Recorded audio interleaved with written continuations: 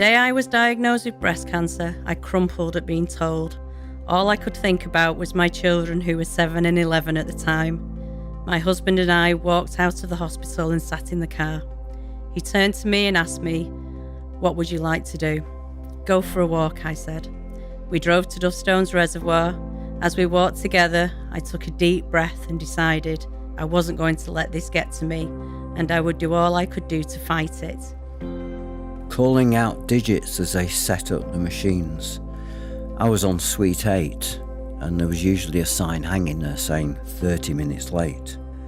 And I was counting the buzzes. Was that 4 or was that 3? What I thought though was my hospital number. With it being 2010, there were 668 before me. The results are back. The consultant is here with the nurse at her side. How does she do it? Sadness every day. She's so kind, so calm, so reassuring. I hope she doesn't let others take her kindness as a weakness. Radiotherapy Me is about raising awareness of radiotherapy and research, encouraging more people to get involved in research and getting more people talking about radiotherapy.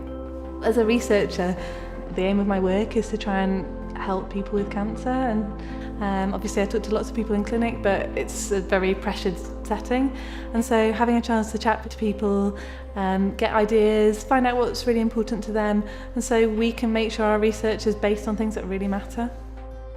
We've been exploring what it means to have radiotherapy, or maybe treat people or research around radiotherapy through creative writing techniques and storytelling techniques.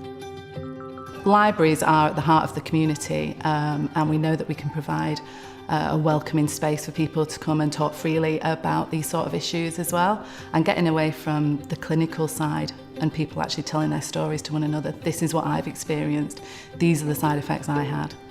It is really important. So here today we're actually finishing off our artwork, which is to represent the beginning, middle and end of radiotherapy and how we feel about it in different aspects of it, I suppose. So I've got a bucket on mine because it wasn't part of my bucket list to get a tattoo, which I needed from a radiotherapy. And so we talk about what the process is, but also how it affected us and how it made us feel and the impact on our lives and our families and stuff like that. I enjoyed doing that. It's been something very different. I cannot draw for toffee or anything, but you know, the actual artwork I've created, I'm actually quite impressed by it. In the workshops, I've taken them through lots of the techniques that I use as a writer, and different techniques using images and metaphor, and to kind of move beyond the obvious around somebody's cancer journey or story, and kind of really looking for moments of humour or sadness, or kind of where kind of different ideas might come together to tell a really kind of engaging story. What I want to come across is, well, basically, I've faced one of my greatest fears. It doesn't have to be as bad as people really think it is. I hope that comes across. This is the culmination of several weeks of workshops that patients and researchers have been taking part in to create stories and artwork about their experiences of radiotherapy. And there's a real kind of buzz, and so many people are talking about what they've heard. And this isn't the end of the project. This is really the start of the conversation. We want to get more people talking about radiotherapy. All of the stories actually have given me a completely different angle on what I think about patients and what they go through with their treatment, even from colleagues who I would have thought would have had similar viewpoints to me. The important thing for me was to do it somewhere like Oldham. I come to Oldham once a week to do a clinic. A lot of my patients come from this area, and I do think it's an area that sometimes gets overlooked.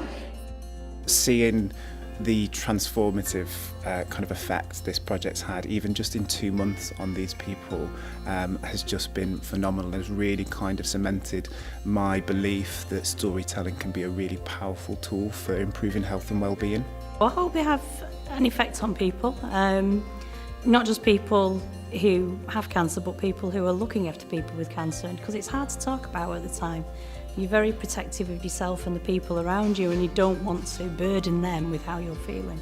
It's been a process of self-discovery really, which I hope will continue.